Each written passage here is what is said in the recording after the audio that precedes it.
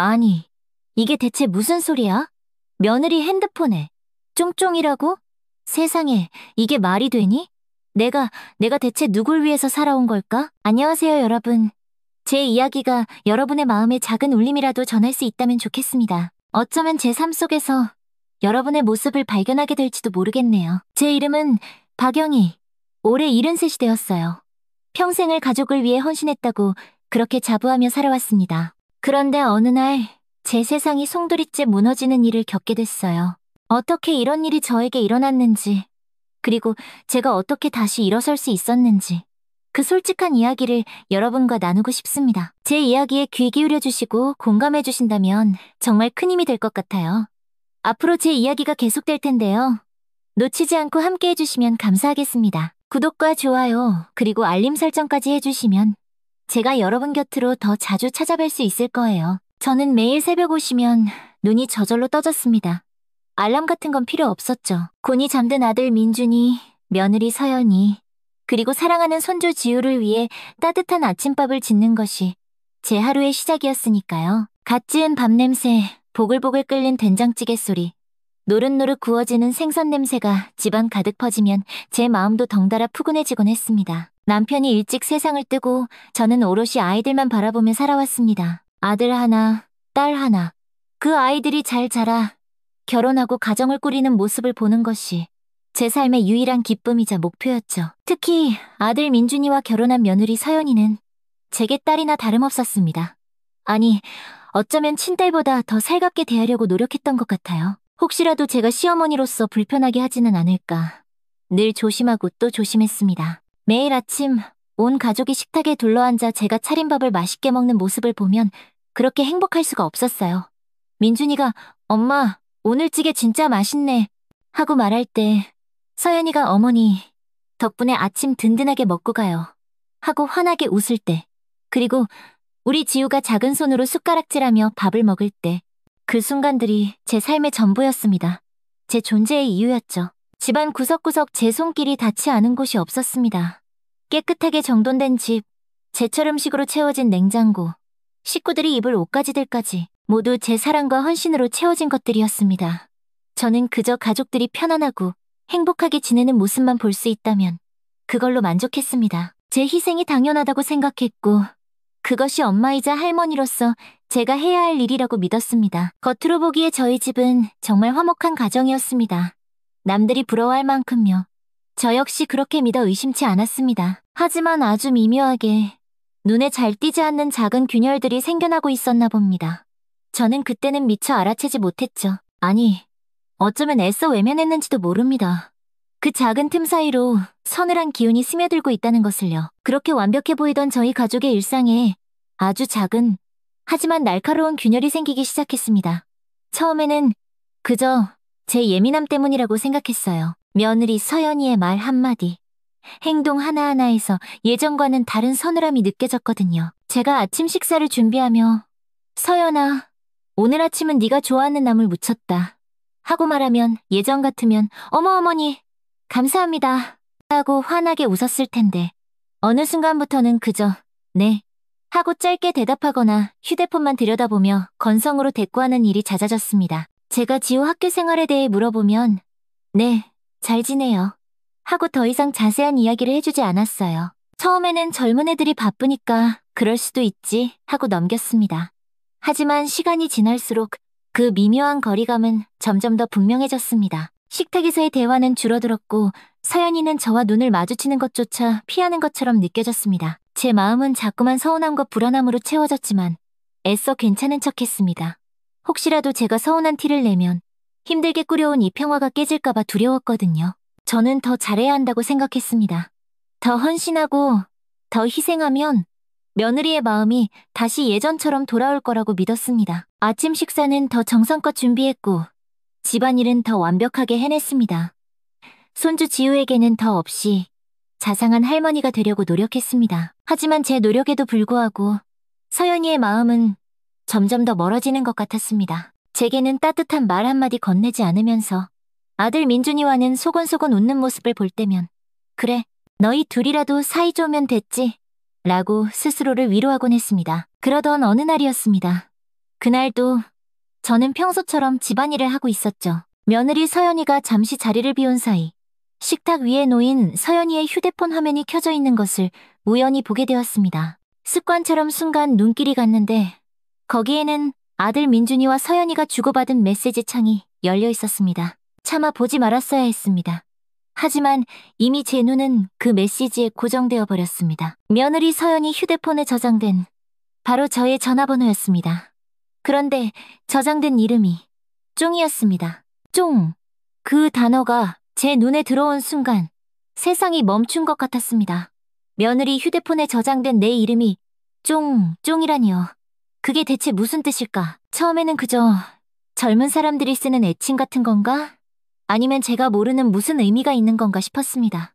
애써 좋은 쪽으로 생각하려고 했습니다. 설마, 나를 두고 하는 말일 리는 없다고 스스로를 다독였습니다. 내 며느리가 설마 나에게 그런 못된 마음을 품었을 리 없다고, 그저 내가 괜한 걱정을 하는 거라고 그렇게 스스로를 속이고 또 속였습니다. 하지만 아무리 머리를 굴려봐도 쫑이라는 단어에서 긍정적인 의미를 찾을 수가 없었습니다.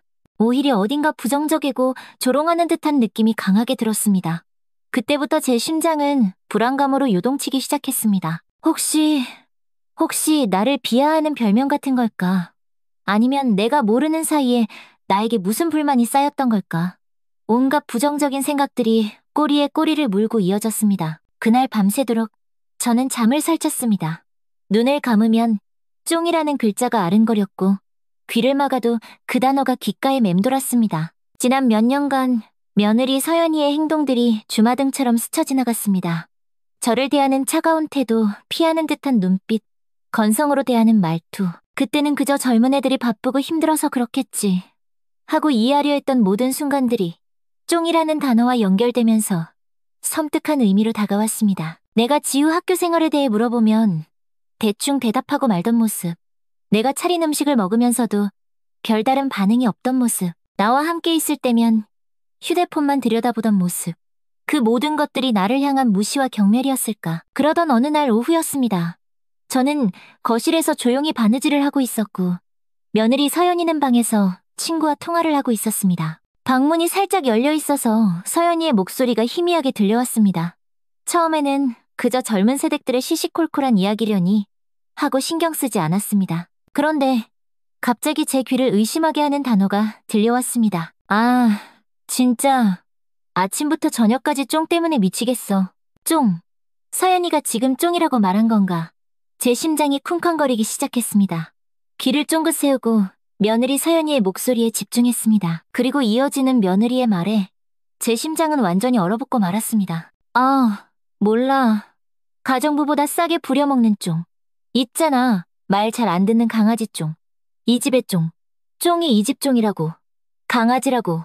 며느리의 입에서 나온 그 단어는 제 심장을 꿰뚫는 비수 같았습니다.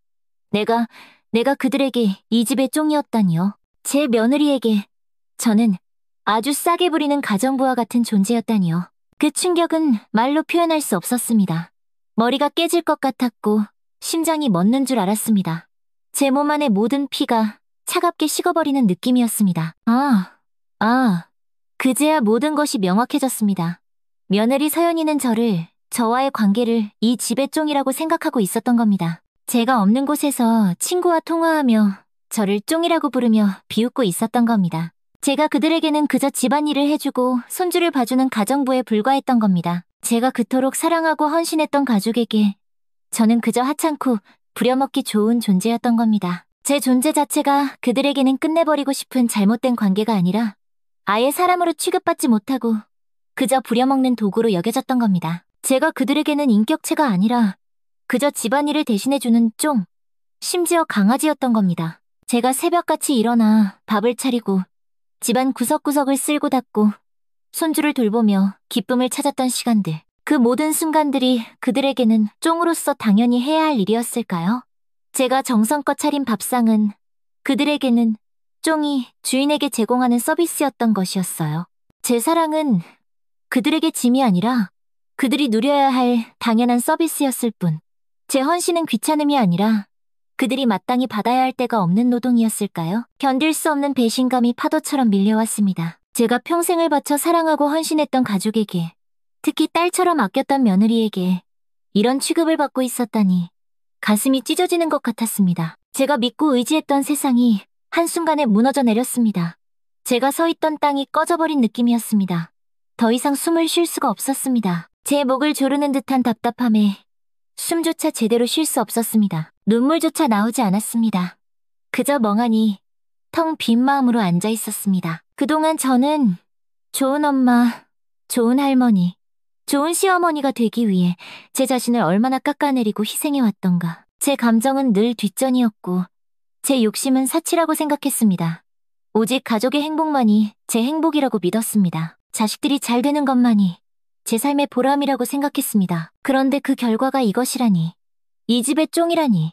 제가 평생을 바쳐 섬겼던 그들에게 저는 그저 부려먹다 버려도 될 쫑에 불과했다니요. 더욱 제 마음을 아프게 했던 것은 아들 민준이의 태도였습니다. 며느리가 저를 쫑이라고 부르며 친구와 이야기하는 것을 알면서도 아들은 아무렇지 않았습니다. 오히려 함께 저를 비웃는 듯한 메시지를 주고받았다는 사실도 나중에 알게 되었을 때 저를 더욱 절망하게 만들었습니다. 제가 낳고 기른 자식이 저를 쫑 취급하는 아내의 행동을 묵인하고 심지어 동조했다니. 제 아들은 더 이상 제가 알던 그 아들이 아니었습니다. 차갑고 냉담한 그의 모습은 제 가슴에 깊은 상처를 남겼습니다. 제 삶의 의미가 송두리째 부정당하는 순간이었습니다. 제가 살아온 방식이 완전히 틀렸다는 것을 깨닫는 순간이었습니다. 깊은 절망감과 함께 제 안에서 무언가 단단하게 굳어지는 것을 느꼈습니다. 더 이상 이렇게 살아서는 안 된다는 강한 자각이었습니다. 더 이상 그들에게 쫑으로 취급받으며 살 수는 없다는 제 마지막 남은 자존심이 비명을 지르는 것 같았습니다. 저는 그 밤 생전 처음으로 저 자신에게 물었습니다. 하경이, 너는 누구니? 너는 무엇을 원하니? 가족이라는 이름 아래 나를 잃어버린 채 살아온 시간들. 이제는 멈춰야 할 때가 온 것 같았습니다. 벼랑 끝에 서 있던 제 감정은 이미 무너져 내렸지만 그 잔해 속에서 저는 아주 작고 단단한 결심의 씨앗을 발견했습니다. 더 이상 남을 위해 사는 삶이 아니라 나 자신을 위해 살아야 한다는 그런 결심이었습니다. 이 집의 쫑, 이 집의 강아지. 그 단어가 제 가슴에 박힌 후 저는 더 이상 예전의 제가 아니었습니다. 평생을 가족을 위해 헌신하며 살아왔지만 돌아온 것은 차가운 무시와 모욕뿐이었습니다. 제 삶의 전부였던 가족에게서 쫑 취급을 받았다니 그 충격과 슬픔은 말로 다 할 수 없었습니다. 하지만 그 깊은 절망 속에서 저는 역설적으로 살아갈 힘을 얻었습니다. 더 이상 남을 위해 나를 버리지 않겠다는, 나 자신을 위해 살겠다는 단단한 결심이었습니다. 저는 조용히 제 삶을 정리하기 시작했습니다. 가장 먼저 한 일은 이 집을 내놓는 것이었습니다. 제 젊음과 땀방울이 스며있는 집이었지만 더 이상 저에게는 행복한 보금자리가 아니었습니다. 쫑이라는 단어가 맴도는 이 공간에서는 더 이상 숨을 쉴 수가 없었습니다. 집을 내놓고 제가 평생 모아두었던 통장의 돈과 적금들을 모두 찾았습니다. 혹시 모를 미래를 위해 꽁꽁 묶어두었던 돈이었지만 이제는 그 돈이 저의 새로운 시작을 위한 발판이 되어줄 것이라고 생각했습니다. 집을 팔고 짐을 정리하는 동안 아들과 며느리는 아무것도 눈치채지 못했습니다. 저는 그저 묵묵히 제가 할 일들을 해나갔습니다. 마지막 짐을 챙기던 날 새벽, 저는 아무도 깨우지 않고 조용히 집을 나섰습니다. 수십 년간 제 모든 것을 바쳤던 공간을 뒤로하고 돌아서는 발걸음은 무겁고 아팠지만 동시에 알 수 없는 해방감과 홀가분함이 느껴졌습니다. 마치 무거운 짐을 내려놓은 듯한 기분이었습니다. 뒤돌아보지 않았습니다. 혹시라도 마음이 약해질까봐, 눈물이라도 쏟아낼까봐 그저 앞만 보고 걸었습니다. 50여 년 지기 하나뿐인 제 친구 미숙이의 차를 얻어 타고 부산으로 향했습니다. 따뜻한 남쪽 바다가 있는 곳에서 새로운 삶을 시작하고 싶었습니다. 제 상처받은 마음을 보듬어줄 무언가가 필요했습니다. 부산에 도착해 작은 아파트를 얻었습니다. 크고 좋은 집은 아니었지만 오롯이 저만의 공간이라는 사실만으로도 가슴 벅찼습니다. 그리고 그곳에서 가장 먼저 했던 일은 제 휴대폰의 유심을 꺼내 부숴버리는 것이었습니다. 손 안에서 산산조각 나는 작은 칩을 보며 저는 지난 삶과의 단절을 상징적으로 완성했습니다. 더 이상 그들에게서 연락이 올 일도 제가 그들에게 연락할 일도 없을 것이라는 스스로에게 하는 단호한 다짐이었습니다. 새로운 곳에서의 삶은 낯설었지만 거짓말처럼 평화로웠습니다. 매일 새벽 5시에 눈이 떠지는 것은 여전했지만 더 이상 누군가를 위해 밥을 차리지 않았습니다. 대신 저는 집을 나서 기장의 바닷가로 향했습니다. 차가운 새벽 공기를 마시며 끝없이 펼쳐진 푸른 바다를 마주했습니다. 철 썩이는 파도 소리는 제 마음속 깊은 슬픔을 씻어주는 듯했고 수평선 위로 떠오르는 붉은 해는 제게 다시 살아갈 희망을 속삭이는 것 같았습니다. 매일 아침 바닷가를 걸으며 저는 비로소 제 자신과 마주할 수 있었습니다. 좋은 엄마, 좋은 할머니, 좋은 시어머니라는 이름표를 떼어내고 박영이라는 이름 석자로 온전히 서 있는 저 자신을 발견했습니다. 파도에 발을 담그고 모래사장에 앉아 하염없이 바다를 바라보며 저는 제 안에 억눌렸던 진짜 박영희의 목소리에 귀 기울였습니다. 저는 용기를 내어 복지관과 주민센터의 다양한 프로그램에 참여하기 시작했습니다. 그 중에서도 제 마음을 사로잡은 것은 시쓰기와 수필쓰기 강좌였습니다. 난생 처음 펜을 들고 제 삶의 이야기를 써 내려가면서 저는 제 안에 억눌렸던 감정들을 비로소 세상 밖으로 꺼낼 수 있었습니다. 쫑이라는 단어가 제게 안겨준 상처, 가족에게 받은 배신감, 그리고 그럼에도 불구하고 다시 살아가고 싶은 간절한 마음까지 제 아픔과 슬픔, 그리고 희망이 글자 하나하나에 스며들었습니다. 제 이야기가 글이 되고 그 글을 통해 다른 사람들과 소통하면서 저는 잃어버렸던 자존감을 회복할 수 있었습니다. 저와 비슷한 아픔을 가진 사람들과 글을 나누며 서로에게 위로가 되어주었고 글쓰기라는 새로운 재능을 발견하면서 제 삶은 다시금 빛을 찾기 시작했습니다. 그러고 보니 고등학교 시절에 잠깐 가졌던 작가의 꿈이 있었지. 아내로서, 엄마로서, 시어머니로서 살면서 내가 갖고 있던 꿈마저 잊고 살았던 저를 마음껏 위로하고 안아주었습니다. 그리고 작가로서의 삶은 제게 새로운 의미와 기쁨을 안겨주었습니다. 더 이상 누군가의 쫑이 아닌 제 삶의 주체로서 당당히 서는 법을 배우게 된 것입니다. 시간이 흘러 딸에게서 가끔씩 소식을 들었습니다. 아들과 며느리가 경제적으로, 정신적으로 어려움을 겪고 있다는 이야기였습니다. 부부 사이도 나빠져 힘든 시간을 보내고 있다는 소식이었습니다. 부부 사이가 나빠지니 사업도 같이 기울고 가정생활도 제가 있을 때와는 딴판이라고 하더군요. 그리고 얼마 후 아들 민준이가 저에게 연락을 해왔습니다. 그전에도 여러 번 전화가 왔지만 받지 않았습니다. 그런데 이번엔 잘 모르는 51 부산 지역 번호로 전화가 왔어요. 핸드폰은 받지 않지만 이날은 이상하게 이 전화는 받게 되었어요. 아들이었어요. 아들 전화를 받지 않으니 부산에 내려와서 공중전화를 한 것 같았어요. 여보세요? 엄마. 오랜만에 듣는 아들의 목소리는 지쳐 있었고 간절했습니다. 어머니, 우리를 용서해주세요. 정말 죄송해요. 제발, 제발 용서해주세요. 하지만 저는 단호하게 거절했습니다. 민준아, 이제 엄마는 너의 집종이 아니란다. 너희가 나를 쫑으로 생각했던 그 순간 부모 자식으로서 우리의 인연은 이미 끝이 났어. 아들은 제 말을 듣고 충격받은 듯 아무 말이 없었습니다. 며느리 서연이의 흐느끼는 소리가 전화기 너머로 들려왔어요. 그리고 엄마는 이제 엄마의 삶을 살아야 해. 너희의 어려움은 너희 스스로 헤쳐나가야 할 문제란다. 내가 너희를 키우고 보살펴야 할 의무는 끝났어. 너희도 이제 각자의 삶을 살아가야 할 때야. 제 목소리는 떨리지 않았습니다. 오히려 제 안의 슬픔과 분노, 그리고 단호함이 뒤섞여 차갑게 느껴졌을지도 모릅니다. 아들은 제게 매달리며 다시 한번 기회를 달라고 했지만 저는 더 이상 듣고 싶지 않았습니다. 돌아가렴.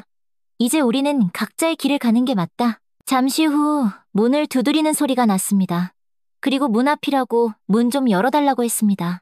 제가 살고 있는 주소를 어떻게 알았는지는 모르겠습니다. 예전 같았으면 반가움에 당장 뛰쳐나가 아들과 며느리를 반겼을 것입니다. 하지만 저는 아파트 현관문을 열고 방충망 너머로 그들을 본 뒤 다시 한번 현관문을 쾅 닫았습니다.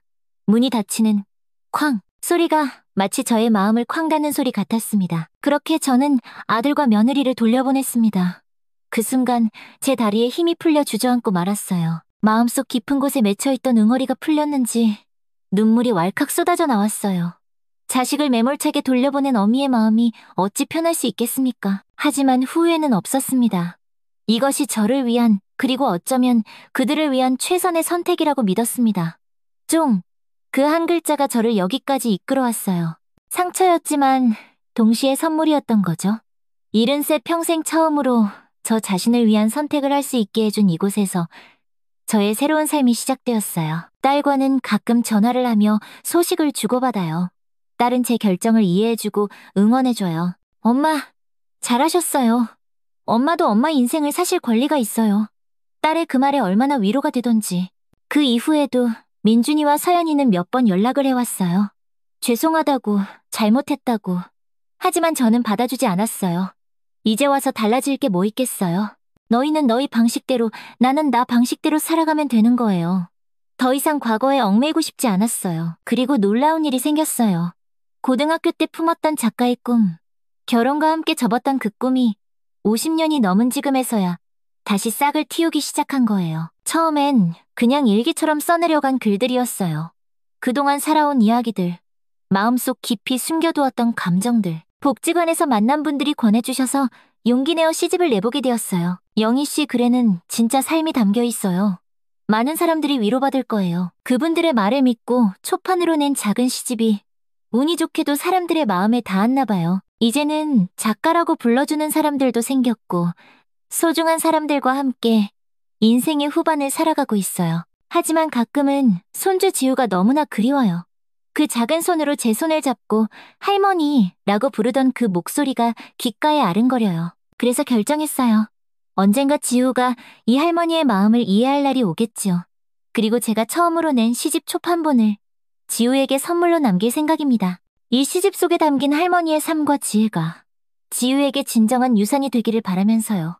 손주에 대한 그리움은 미래를 위해 저축해두자. 그리고 이를 실행하기 위해 제가 가진 재산의 절반을 지우를 위한 신탁으로 남겨두기로 했어요. 지금은 손주 지우가 이해하지 못해도 언젠가 이 할머니의 마음을 알아줄 날이 올 거라고 믿어요.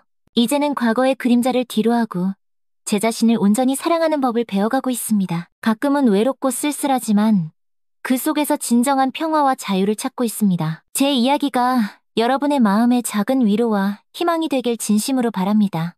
여러분도 자신의 삶을 사랑하고 스스로를 소중히 여기시길 바랍니다. 우리 함께 걸어가요. 우리 모두의 내일을 위해. 오늘 제 이야기에 귀 기울여 주셔서 진심으로 감사합니다. 제 이야기가 마음에 와닿으셨다면 구독과 좋아요로 응원해 주시면 큰 힘이 될 것 같습니다. 댓글로 여러분의 생각이나 경험을 나눠주시는 것도 언제나 환영입니다. 여러분의 따뜻한 마음이 제게 큰 위로가 될 거예요. 여러분의 삶에도 늘 평화와 행복이 가득하시기를 바랍니다. 감사합니다.